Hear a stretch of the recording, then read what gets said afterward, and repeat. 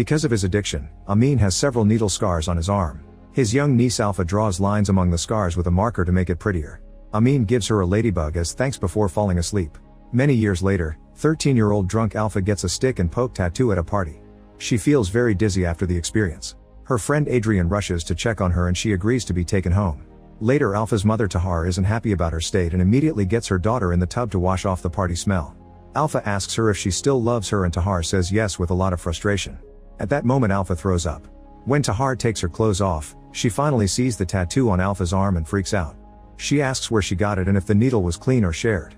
Alpha explains it was a random stick at a party, so Tahar quickly starts cleaning the wound. She tells Alpha she'll have a tetanus booster at the hospital tomorrow, but it's too early for testing. When Alpha asks what the testing is for, Tahar leaves the bathroom. That night Alpha overhears Tahar say she can't fight anymore and she's tired of everyone in the family bringing her trouble. Feeling guilty, Alpha grabs a jacket and a bag and climbs out the window. The wind is very strong, so the scaffold outside her building keeps shaking. Alpha struggles to hold on and falls to her knees when she tries to reach the stairs. Fear takes over and she starts screaming for her mother. Tahar soon enters the room and rushes to the window to offer her hand while asking her daughter to keep her eyes on her. Alpha moves very slowly and Tahar quickly pulls her back, so they both fall safely onto Alpha's bed.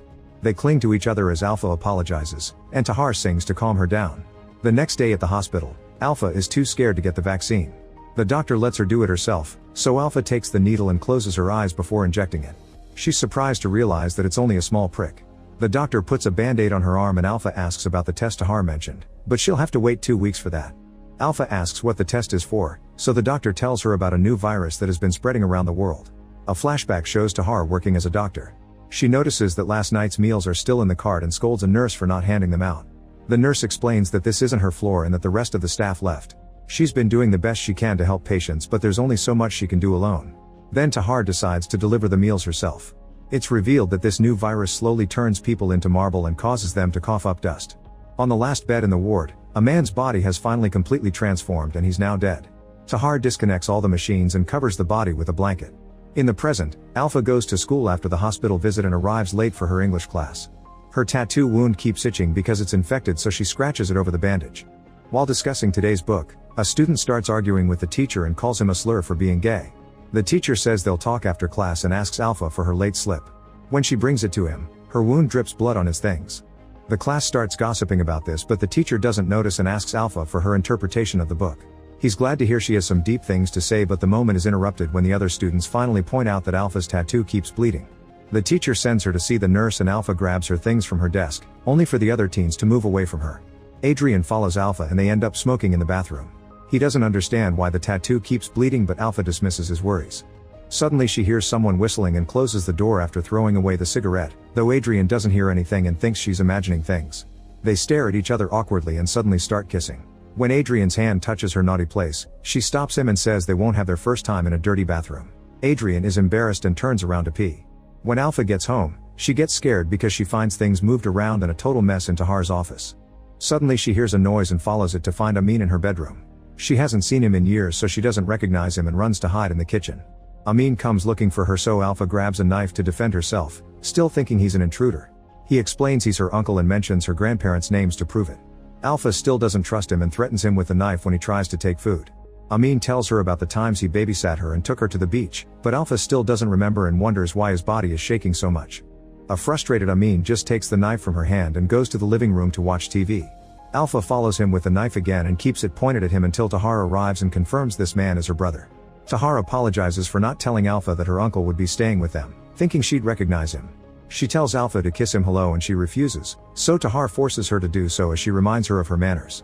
Then Alpha complains about Amin sleeping in her bedroom, but Tahar refuses to let him sleep on the couch. She says Alpha can sleep with her, causing her to run out of the room. The siblings laugh at her rebellious attitude. Another flashback shows Tahar coming home from work and finding Amin unconscious on the stairs. She drags him to the apartment and starts doing chest compressions while her mother pours water all over his body. Her mom thinks the red wind is blocking his breathing and pours water on his face, so Tahar pushes her away and calls her out for believing an old tale since the water could drown him. Alpha's cousin soon enters the room to take the old lady away and explains that he got rid of all of Amin's needles earlier, so he must have taken someone else's. After several minutes of chest compressions, Amin finally wakes up. In the present, Alpha is at the hospital waiting to get tested. She's surprised to see her English teacher arrive with his boyfriend, whose body is already half marble. Alpha won't stop staring at him, so the men move to another seat. Since Alpha is still staring, the sick guy asks what her problem is. Alpha says he looks beautiful, making him laugh. The next day at school, Adrian's girlfriend throws the ball too hard at Alpha just to harass her. When Alpha throws the ball back and the girl catches it, the ball leaves a bloodstain on her arm. Alpha realizes she's bleeding again and tries to hide it, but the teacher tells her to take a break and grabs the ball with a towel before throwing it in the trash. Then Alpha asks Adrian if his girlfriend knows about their affair, but he says no. He asks Alpha some questions about her wound, worried that if she's sick, she may have passed it to him. Adrian won't stop bothering her, so Alpha snaps and leaves the class. Later the family is in the car and Amin tries to connect with Alpha, but she finds him annoying. When they arrive at Tahar's mother's building, they find two addicts on the stairs. Tahar tells them to stay away from her brother and the trio keeps moving while ignoring the needles on the floor. The whole family is at the apartment getting ready for lunch.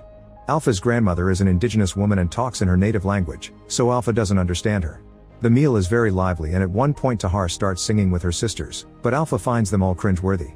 When everyone is distracted, Amin sneaks into the bedroom, but Tahar notices and goes after him. Alpha worries and decides to follow them as well, only to find Amin on the floor because he consumed again and Tahar giving him an injection to keep him alive. When she sees her daughter, she quickly closes the door. Soon the grandmother comes looking for them, so Alpha tells her they're asleep and mustn't be awakened. The old lady makes a gesture on Alpha's face to bless her before hugging her. Another flashback shows a crowd protesting outside the hospital and the guard having trouble keeping them under control. When Tahar comes to see what's going on, the guard explains that the director said they're full so they can't accept any more patients. The crowd grabs Tahar and forces her to look at the people turning into marble. Tahar agrees to compromise by letting the sick people in, but their loved ones must wait outside. In the present, Alpha is in the locker room getting ready for her swimming class, but her classmates have blocked the door and won't let her out. They call her sick and say that she's contagious, but Alpha denies it and licks their faces so she can finally push through. One more girl is waiting, so Alpha spits on her. Afterward, Alpha tries to have fun in the pool, but her classmates keep pushing her underwater to harass her. Alpha tries to fight back and after lots of struggle, she manages to free herself from the other girl's grasp and swims away. Since she keeps looking back to keep an eye out for her harassers, she doesn't see the wall and hits her head on it, causing her to bleed again.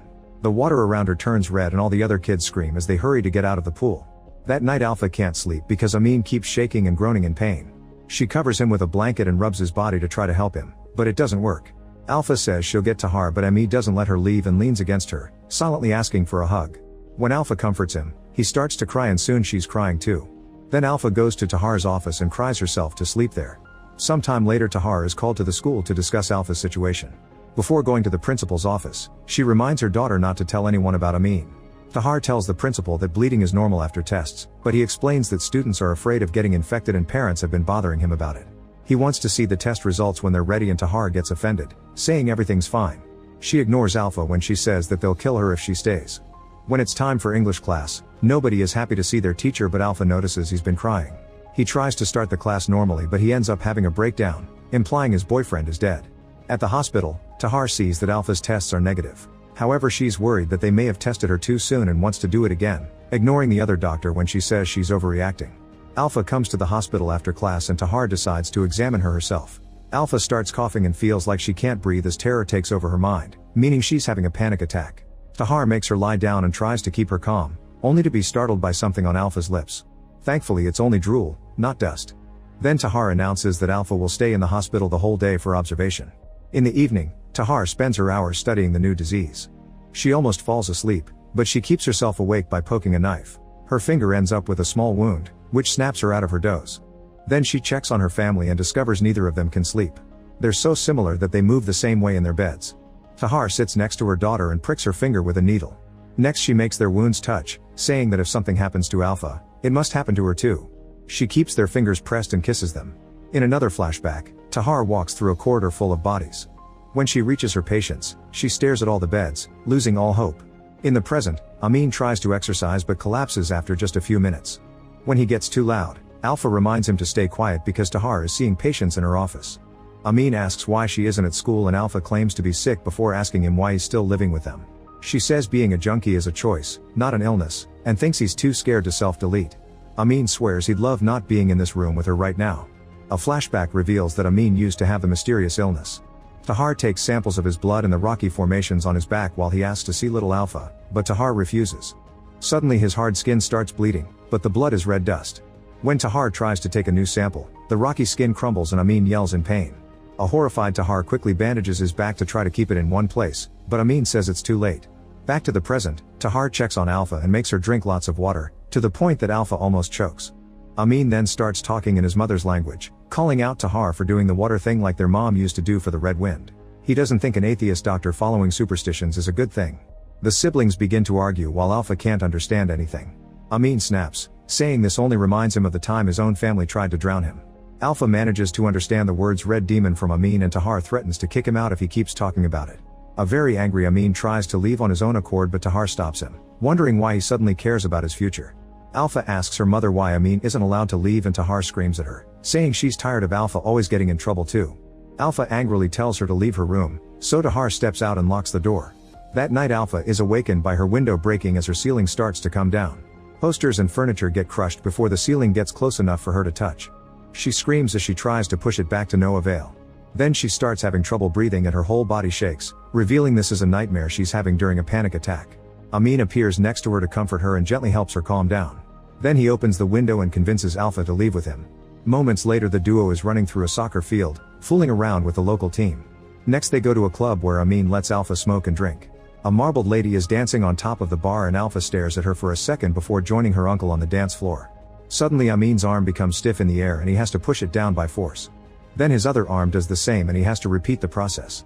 His body starts squirming and Alpha worries, only to lose sight of him when other dancers get in the way. Alpha immediately goes looking for him and finds him consuming illegal substances in the corridor. A horrified Alpha decides to wait outside until Amin comes out as well. He starts walking very quickly and Alpha tries to understand what's happening to him, but he pushes her and reminds her he isn't her father. Then Amin leaves alone and Alpha doesn't know what to do. Minutes later, Alpha shows up at Adrian's home. After he confirms that his test results were negative too, they start to get naughty.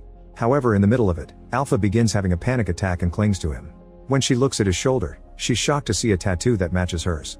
She freaks out and demands an explanation, so he says that he got it right after she got hers.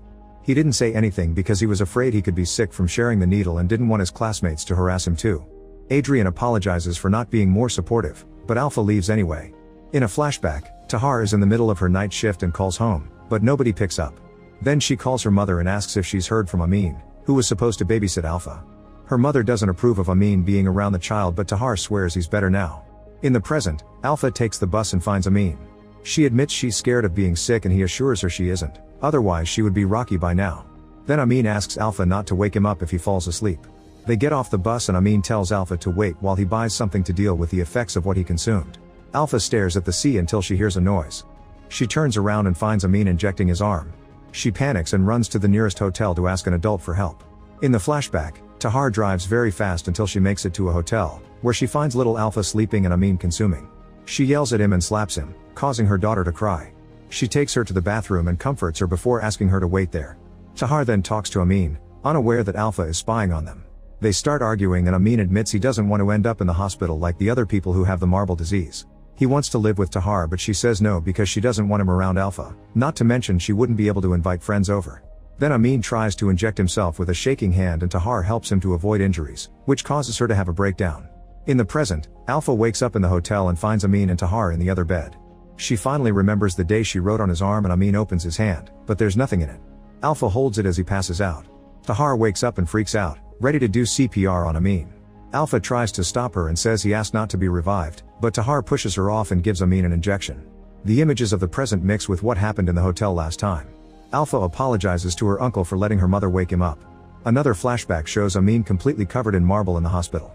Tahar takes care of him, but he's in too much pain and wishes she'd let himself delete. He asks her not wake him up and breathes one last time before finally dying. Tahar respects his wish and lies down with him as she cries. In the present, Tahar and Alpha are alone in the hotel.